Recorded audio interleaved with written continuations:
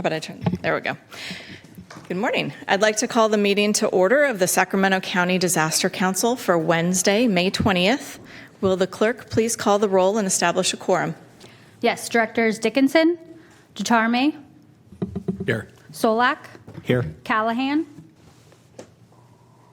here, Azevedo, Quiggle, Here. Brooks, Here. Burton, Here. McGinnis, Vega, Here. Bethke, Here. and Chair Flynn. Here. And you have a quorum. Thank you. Will you please read the meeting announcement? Yes, this meeting of the Sacramento County Disaster Council is live and recorded with closed captioning. It is cable cast on Metro Cable Channel 14, the Local Government Affairs channel on the Comcast and DirecTV Uverse cable systems. It is also live streamed at metro14live.saccounty.gov. Today's meeting replays Tuesday, May 26th at 9 a.m. on Metro Cable Channel 14. Once posted, the recording of this meeting can be viewed on demand at youtube.com/metrocable14. To make a comment in person, please fill out a speaker request form and hand it to clerk staff. The chairperson will open public comments for each agenda item. When your name is called, go to the podium and make your comment. You may send written comments by email to boardclerk@saccounty.gov. Your comment will be routed to the directors and filed in the record. Thank you in advance for your courtesy and understanding of the meeting procedures. Thank you. If everyone could please rise and join me in the pledge. Ready? Begin. I pledge allegiance to the flag of the United States of America and to the republic for which it stands, one nation, under God, indivisible, with liberty and justice for all.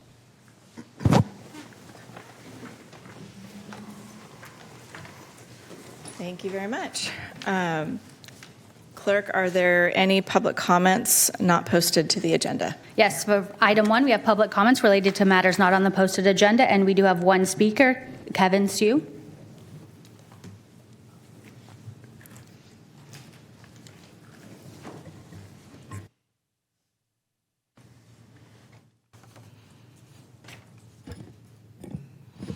Good morning. Thank you, council members and Chair Flynn, for the opportunity to speak. My name is Kevin Sue. I'm with the Sacramento County Department of Water Resources. And I'd like to briefly share some information on our Local Hazard Mitigation Plan update, as well as some details on our upcoming meetings. First, for a little background, what is an LHMP, or Local Hazard Mitigation Plan? A Local Hazard Mitigation Plan provides a framework for lessening disaster impacts by promoting whole community involvement, assessing risks, and developing strategies to mitigate the effects of natural hazards, thereby reducing risks to people, economies, and the natural environment. This Local Hazard Mitigation Plan is multi-jurisdictional, as an area-wide plan is more comprehensive and more encompassing in nature. And we have 31 included participating jurisdictions, including all 7 cities, numerous fire districts, reclamation districts, and other special districts. Additionally, we have countless stakeholders from the area participating as well. We kicked off this plan update last fall and have had numerous committee meetings, and as well as public meetings, where we identified hazards as well as risk assessments. For our next phase in this process, we'll be developing mitigation strategies. And I'd like to share some that our next meeting in this process will be on this topic on June 10th, from 1 p.m. to 4 p.m. at the county's Environmental Management Department's building at 11080 White Rock Road. And the next day, we'll have another meeting, June 11th, 9 a.m. to noon, at the City of Elk Grove's District 56 at 8230 Civic Center Drive. This information can also be found at stormray.org and under the heading Local Hazard Mitigation Plan. I've also left some flyers at the entrance of the board chambers. If you want to just scan that QR code, you can get some information there as well. These meetings are all open to the public as well as anyone that's interested. We strongly encourage everyone to attend so they can provide their unique viewpoints. We anticipate having a draft ready by September with a final plan ready for Cal OS by December. Again, please check stormray.org for updates and more details, and I hope to see you in June. Thank you. Thank you very much. Are there any additional public comments? We have no more public speakers. Can you please read the next item? Yes, item 2 is discussion and adoption of the Sacramento County Disaster Council bylaws. Are there any member questions or comments? Are there any public comments on this item? This is not a public comment, but I observed a typo that I did not correct. Okay. Under Article 2, Section 3, it should be, there are two Section 3.2s. Okay. Instead of having a 3.2 and a 3.3. So I think you can amend it on the record, but I just wanted to note that very slight change and apologize. We will take note of that. And then I think there is also one other element, and it is the resolution number from 1950 that needs to be researched, and the clerk will add that at a later time. Are there any public comments on this item? We have no public Okay. comments. Do we have a motion on the bylaws? I had one question yes. or item for consideration, and then I'd be willing to make a motion. Dan Quiggle from the Cosumnes Fire Department. I'm here representing fire agencies to the council. What I wanted to share was possible consideration within Section 1 on membership for other special districts. I happen to represent a community services district and was chosen to represent the fire agencies. But if not chosen, or if another fire department was representing us, the community services district wouldn't necessarily be represented on this body. So I just wanted to give some consideration under Section 1 to Item 3, the possibility of adding other special districts. I know that we have fire, water districts, reclamation districts, and utility districts, but there are a variety of other special districts throughout the county. So I was just wondering if the council would give that some consideration, and if so, I'd be willing to make a motion that included that. So unfortunately, this component of the bylaws is controlled by a Sacramento County Code section that establishes this body. That is something that could be amended, but it would have to be amended via ordinance and go back through the Board of Supervisors for that process. I think that you all could contemplate that at a future meeting if you want to make that recommendation up to the Board of Supervisors or to the Sacramento County Office of Emergency Services to take that, which would be the entity that would raise that. But because this is functionally a copy and paste of an existing ordinance and county code section, I don't think that this body could formally amend that at this time. Understood. Thank you. Any other discussion?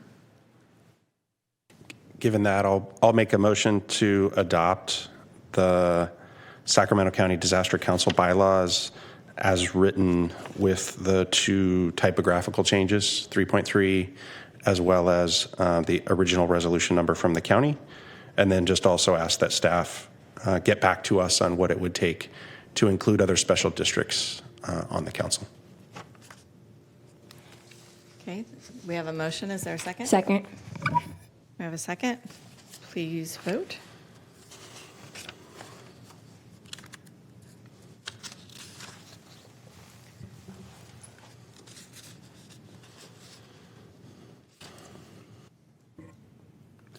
Okay, and that motion passes with all members present, or with those members present. Thank you. Can you read the next item? Yes, item 3 is adoption of the 2026 Sacramento County Disaster Relief Council meeting dates. And are there any member questions or comments? And any public comments? We have no public comments. Okay. Do we have a motion for the dates? I'll move for the dates. We have a motion. Do we have a second? A second. Please I'm sorry, who vote. was the second? Okay. Thank you.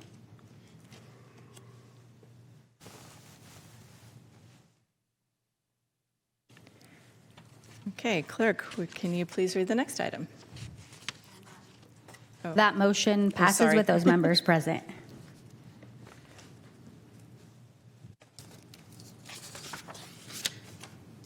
For item 4, we have election of the vice chair.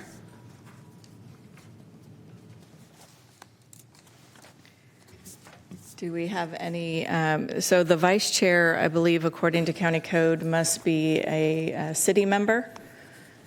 And if any of the city members are interested in being a vice chair or participating in that capacity, I think self-nominations may be acceptable. The vice chair responsibilities would be to fill in the chair's absence and probably participate in the agenda development.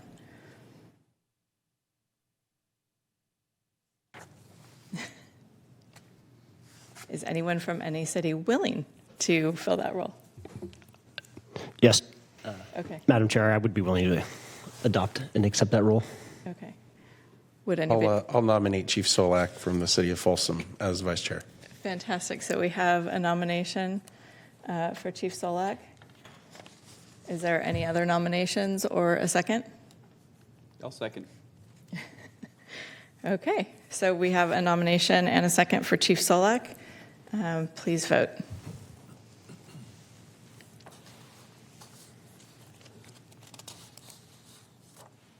And that motion passes with those members present. Thank you very much.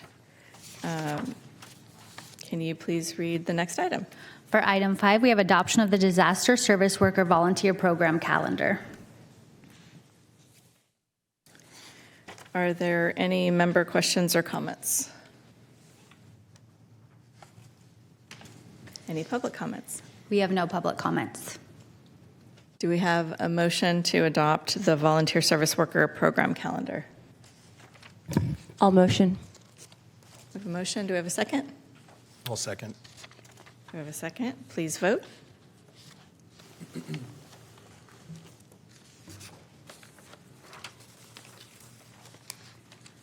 And that motion passes with those members present.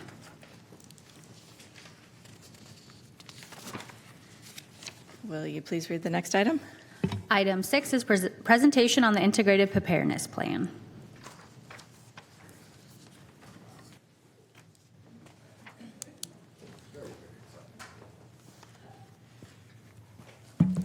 Good morning, Council. There it goes. I'm Matthew Hawkins with the Sacramento County Office of Emergency Services. I'm one of the emergency managers there. And I'm going to speak to you briefly today about our Integrated Preparedness Plan. It's formally called the Multi-Year Training and Exercise Plan. And let me just slide right onto this one. So it's a plan we develop annually. We project it out 2 to 3 years as kind of our option. And we have to submit it to state Cal OES by September 30th. And you can see these are some of the earlier iterations of the IPP. But it is a requirement. It's an ongoing requirement. It's mostly a living document, and we're going to go through how we develop this, why it's important, some of the elements of it. Basically, you can see right here, the Integrated Preparedness Plan, it's the roadmap to accomplish the organizational priorities, including the development and maintenance of the overall preparedness capabilities. So this is designed to organize all of our priorities together, not just as OES, but our partner agencies and stakeholders. You can see the purpose there. It contains the preparedness priorities. That's something we develop as we're going through the plan development process. This mostly relies on the cities, county fire, sheriff's office, our office, to help develop those. And it establishes, most importantly, priorities and goals as we approach the next 2 years and how we're going to train, how we're going to equip, how we're going to plan. So I'm not sure why that's cut off, but basically it's the integrated preparedness cycle. And we're going to talk a little bit more about this as we move through, but you can read the statement. But mostly it's continuing the cycle of planning, organizing, equipping, training, and exercising. And then learning from that entire cycle and doing it again and doing it again. And it's an iterative process that continues to build on itself. The pinnacle element of the IPP's development is our workshop. That's just bottom line. So prior to the workshop, we send out an invite. We include a survey, and we hope that folks fill it out. And the survey talks about what you might have as your priorities as an individual organization or department, what you might see as your hazards, your risks, your threats. And we try to cull all of that back and put it together before we actually meet. So it gives us an idea of where there's crossover, of where we have shared threats, where we have shared priorities. And it helps us really hone in when we get to the workshop to do the work. The workshop is generally a day long, half a day long. When we get good at it, it can be a little bit shorter. But the idea is that we all come with our preparedness. We come with our tasks, our training. Most importantly, you'll see up there, the authority to commit. So when you're coming to the workshop, you're speaking for your organization because we are going to make commitments that day about how we're going to train. What's going to be our priority plans as we develop them over the next year, 2 years, 3 years. That is the most important thing, that you come. You can't just come and have, all take it for action. Certainly, there's those areas where you might, but generally, you're coming to help make a plan. You see a survey, just as an example. We'll hand this out or we'll send it out via email with the invite before we actually initiate the workshop. What we're doing at the workshop, you can see here, is identify, validate, update, and report. These are the elements. So we are going to go through this literal 4-step process, and it may be we do breakout sessions, depending on how many folks we have. We may do it as an entire group, whatever the day calls for, but this is the work we're going to do. You can see as, identify preparedness priorities. Hopefully we've done some of that in the survey, so we're not spending a whole lot of time unless somebody didn't have the survey, didn't participate in that. We'll establish our preparedness priorities, and with those, it allows us to develop a training and exercise schedule. For example, preparedness priorities from last year's IPP. And you can see it right here, operational coordination. That seems to be generally our primary priority. Community resilience. Now, these can change. We have mass care services. So let's say we decide this year during our meeting that, hey, we have really built up our mass care planning, our resourcing, our capability. That might not be a priority anymore. Something else may move in its place. We may have had a threat or a risk or an incident over the last year that modifies the whole thing because it just changes the priority of what we're dealing with. So again, these can be fluid. They generally hold pretty steady to these, but what we'd like to see is some of these things move off because it means that we're effectively addressing them. Again, so these are just some examples of your threats, hazards, and risks. You can look at those and kind of get an idea of the types of things we're talking about. Most importantly is that if you've done after-action reports, if you have improvement plans, you're bringing that to the meeting with you. If you have new statutes, for example, our office often has new state statutes that we're dealing with. That may become something that either informs or impedes what we had been doing before. So you got to bring your external resource requirements, grant requirements. If you have certain requirements per your grants that have to be included in your training or your planning cycles, we will look at that as a group. So nobody gets, well, you have this requirement, that's your problem. No, we look at it as a group, and we come together for the best of the group. Some of the things we'll come up with is our training and exercise. So it may be that, hey, this year, we're going to focus on ICS basics. And once we get those down across the organizations that we have, we may move to section specific. We may design a tabletop for the entire operational area. It's going to depend on what we need.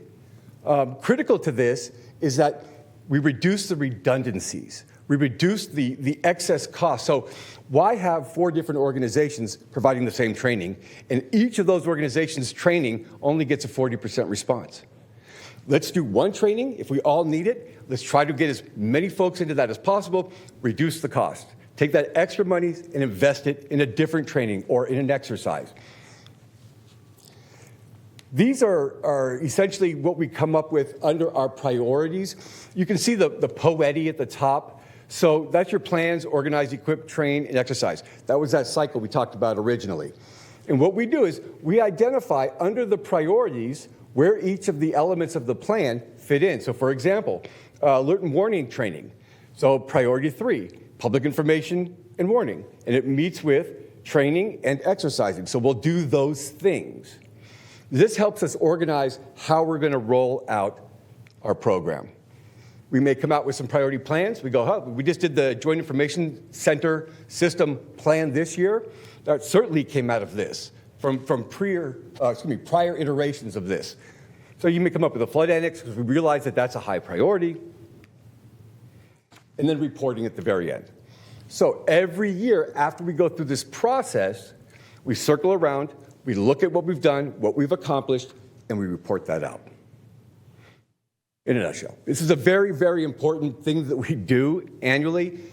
We invite all of our partners, all of our stakeholders, all of you, please send somebody from your organization. We need them there to make this work the best that we can. I'm happy to take any questions. When is the next workshop taking place? Yeah, we're about to kick off the cycle, just in time. So an email with an invite should be going out no later than probably the end of May. And then that should lay out in that email the survey and then the following dates for the workshop. We try to get the workshop done by late June, early July. So it gives us time to develop the actual plan, have reviewed by everybody, and then submit it on time. Are there any other questions? Yeah, I have a question. Funding for, is this all grant-related funding, or is there allocated funds? No, there's not necessarily funding for this. So our office has a responsibility to pull the information together, to create and do the plan, to do the writing of it. This is a participation-based thing. Come, join in. There's no cost. If you can spare somebody for half a day, and then whatever time it takes to review the plan after it's been drafted, prior to that to do the survey, that's really what we're looking for. So if there was if there was an identified goal that required, say, the acquisition of equipment, where would that funding come from? That's going to be up to the individual agency. So, as a group, we may be able to sit down and go, hey, I need to buy, our organization is going to buy a whole bunch of lights this year. And we may be able to say, why? We have a whole bunch. And you save that cost on making that purchase. And we can tell you, hey, this is how you're going to get them from us. If you have a large piece of equipment that you need to purchase for, specific for fire, that's not necessarily something that we can engage in financially. But we can certainly sit together and figure out who has what and, where our individual monies can be spent best. So our organization or your organization is not going to take your chest of money and invest it into another organization specifically by buying equipment. It's not constructed like that. This is about, hey, we all have this. We lay it on the table. We all need these things. Where are the places, for example, in the training, that we can come together and let's say our organization can provide the training, because we were going to anyways, and your organization doesn't have to. Those are the real places. And you guys say, hey, floods were real bad last year. We go, yeah, floods were bad. And another one goes, floods were real bad. What's the date of our annex, the last flood plan that we have? We go, well, it's like 4 years, 5 years old. The group goes, yeah, we need a flood plan. And we do a lot of that planning, the annexing, development, because it's part of the emergency operations plan. So that's something that the group could say, hey, we need that plan, and we could put it on our schedule to develop that plan. So if the group decides to move forward with an objective and there are municipalities or partners that aren't in a financial position to be able to afford, are there grant opportunities so that the collaboration is regional wide and we don't have... Not through this. You're going to find that with UWASI and other funds that are specifically addressed for that. With this, it's more of a ground level organizational opportunity to, low-hanging fruit. And just to coordinate. And maybe you come in, and we're not spending money on your organization, but your organization ends up saving some money because somebody else is doing the same thing you were about to do. Sure. Okay, thank you. Yeah, it's important, and I encourage somebody to come from your organization because they can report back their experience of it and what the benefits were. And I think if I can just add, part of the opportunity for the Integrated Preparedness Plan is to develop those priorities. So those federal grant opportunities that we have that are regionally decided, those are advised as priorities because we have a document outlining that. So that participation is hugely important to advise those groups who are those decision-making bodies for those federal grants. It gives you something to point to. So when somebody says, hey, why are you doing this training or this plan? You can point to it. You can say, because this is what we've discovered was necessary amongst our operational area partners. And besides, it's a fact for us, it's a requirement. We've got to do it. So. Are there any other questions? All Thank right. you, Matthew. Thank you very much. Thank you. Are there any public comments on this item? We have no public comments. Can you please read the next item? Yes, item number 7 is a Fire Safe Council report.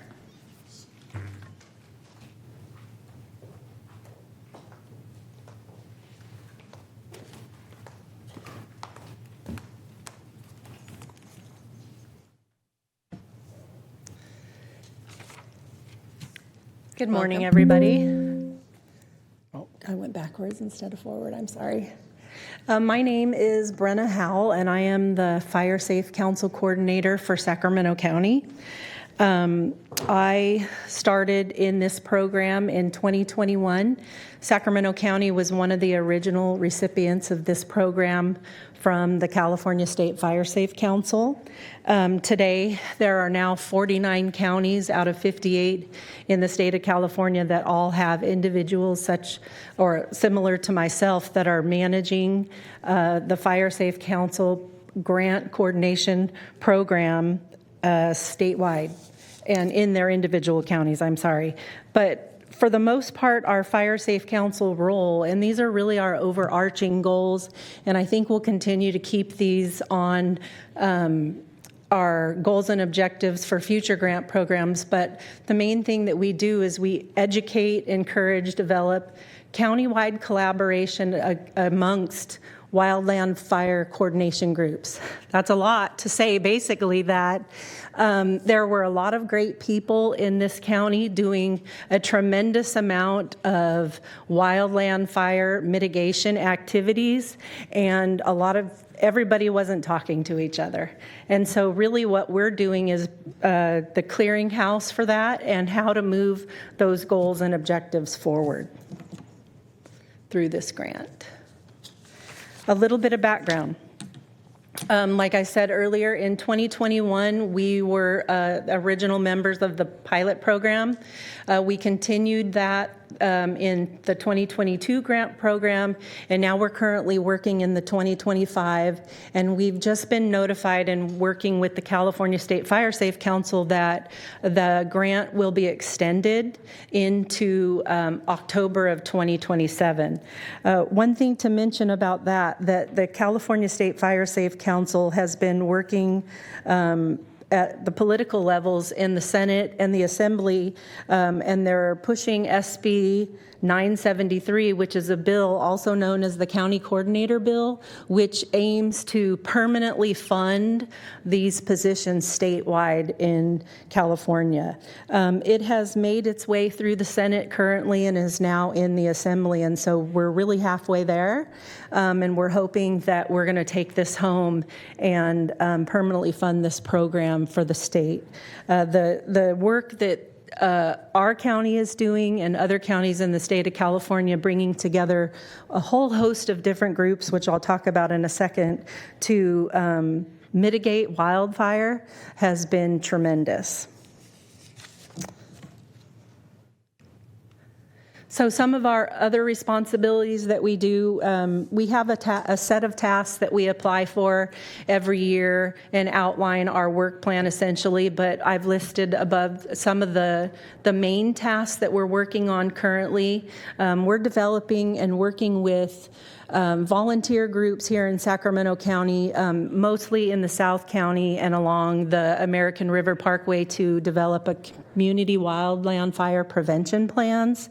You heard them talk earlier about the Local Hazard Mitigation Plan. These plans bring the fire element to that overarching plan and set goals and objectives for those local groups on how to move forward with wildland fire mitigation, outreach, education to community members, fuels reduction projects, and the like. We also work with those groups to write grants and support their efforts to bring those projects in. They don't have any money, and so largely their funding is coming from grants. We collect data and track the efforts that they're doing so we can keep a record of all of the different projects that are going on, and then we support them by developing outreach tools and educational materials, and then we attend their meetings and help them facilitate meetings and sort of adopt the government process, like not as formal as what we're doing here this morning, but keeping minutes, setting agendas, and continuing to move forward. Some of our key partners, and these are just a few, but we have 3 main fire safe councils in the county of Sacramento. American River, which spans all the way from Folsom down to Discovery Park.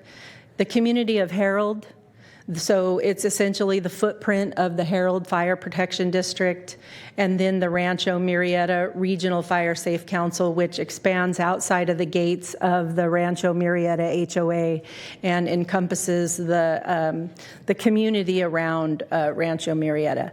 There are homeowners associations that are trying to work on developing fire-wise communities, and we work with a myriad of Sacramento County partners and agencies, fire agencies, resource conservation districts, nonprofits.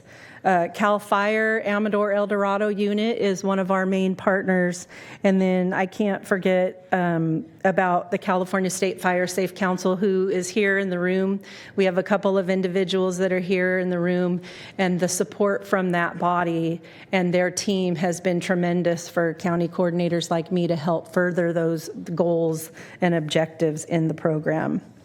We're looking to add more cities and partners and other HOAs and resource conservation districts, community services districts like you were talking about earlier.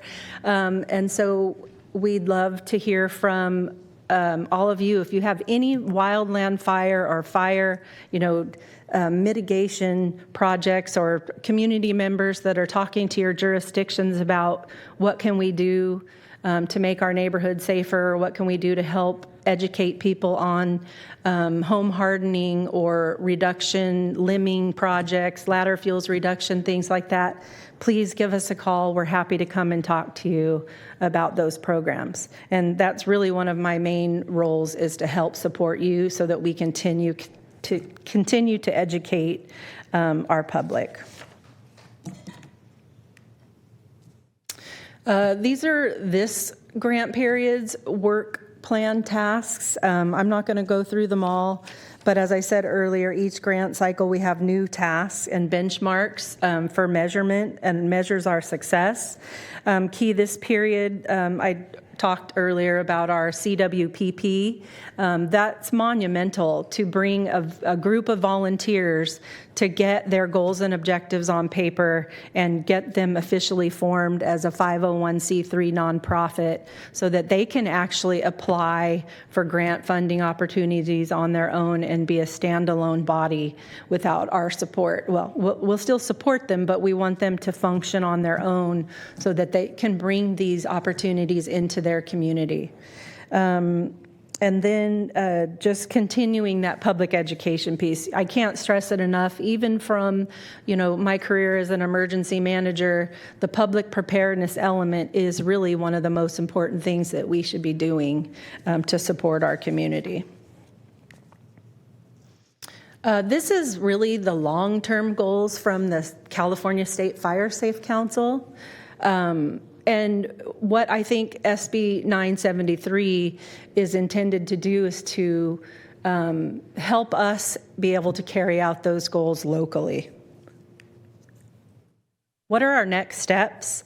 So we're supposed to find out mid-June if we're getting the 26-27 grant allocation, and we're going to continue to do outreach, recruit, help people and communities develop fire-wise communities. We're going to continue with our CWPP development. We're going to apply for more grants to do fuels reduction projects. One that comes to mind is the Rancho Murrieta Fire Safe Council applied for a CAL FIRE grant and was awarded $4.5 million to do ladder fuels reduction projects around the perimeter of the community. It backs up to a quite large open space, and so by limbing up those trees to 12 feet off of the ground and chipping and taking care of some of that debris that was on the ground, they've increased their resiliency tremendously. So that's an example of some of the things that we're working with them on. Herald, the community of Herald is working with the California Conservation Corps to come in and do some fuels mitigation work in the eucalyptus groves that are out there. You know, eucalyptus trees are like candles and they can just explode, and there is a lot of eucalyptus groves in the community of Harold. So those are some of the next steps that we're going to be working on. We'll continue our coordination, communication, and education.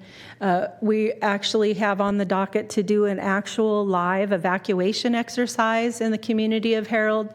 It's going to be small, but we'd like to evacuate a neighborhood or two and communicate them through our alert and warning system, and then open up an evacuation center at the fire department property.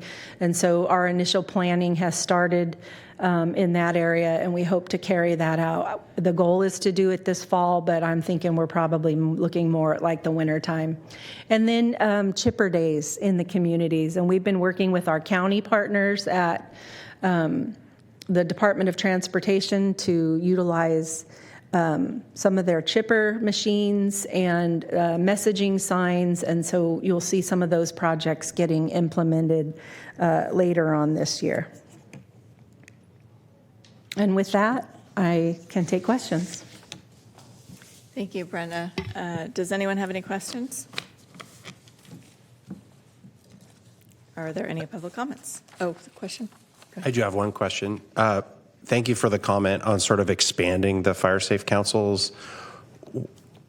Would you recommend increasing the size of some of the existing councils, or are we talking about adding more councils? Are they more successful when they share sort of a jurisdictional boundary, or is it a multi-agency component, or what would your thoughts be? I think they're more successful when they're smaller groups focused on their community area. So we would like to see more of that being done, especially in the South County. You know, Wilton, the fringes of Elk Grove, even Citrus Heights. There has been a few HOAs with a tremendous amount of oak trees and some drainage creeks, some of our county creeks and things like that. So it's more focused, community driven, not a larger group. But I know there is some thought about having a county-wide fire safe council. Maybe it reports to this body in the future, but we're still studying and looking at what would work best for the county. And so we'll bring that back to you and talk to you guys about that in the future. Thank you. Any other questions? Okay. Thank you. Thank you, Brenna. Any public comment? We have no public comments, and for the record, Director Azevedo is now present. Thank you. Can you please read the next item? Yes, item 8 is Director comments, reports, and announcements. Can I ask a question? Do I start with others and I finish, or do I start up to me? We'll start with anyone. Does anyone have any comments to close the meeting? Okay. With that, I would just like to say thank you to all of you for being here. I know this is a new experience, and you're kind of, some people may be wondering, what is this body about? The Disaster Council has been on the books, as you saw in the bylaws, since 1946, and there is a resolution since 1950. It is part of state law to identify a group or a body of representatives from around the county, because under state law, the county is also the operational area and is the liaison between cities, special districts, and those organizations that need to get access to or report up to the state.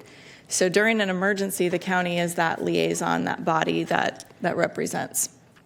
The Disaster Council's purpose is to advise the Office of Emergency Services and to advise the Board of Directors, the Board of Supervisors, on,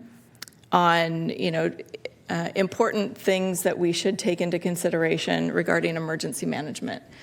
As you can see, this is a diverse representative body for the Disaster Council, and that's intentional because a lot of people think emergencies are FEMA. FEMA is a federal element that is a support element to local disasters. Everything starts locally, and it requires cooperation and coordination from each one of us and our representative jurisdictions of responsibility. It requires involvement of the business community, special utilities, special districts, fire, law, elected officials. All of these come to play during a disaster, and it's really important that we establish that communication and coordination. And that's my hope for this body as it is starting today and grows. And I hope that you are able to come back to this body with maybe presentations or information on things your jurisdiction is involved in, things that are representative of who you're representing on the council, and interests, concerns, questions you have for the overarching emergency planning that takes place in this county. So this is the forum for that. It is also a public forum, so we want to encourage the public to be involved and participate in their own response to disasters. It's not just these groups of individuals who take care of you during a disaster.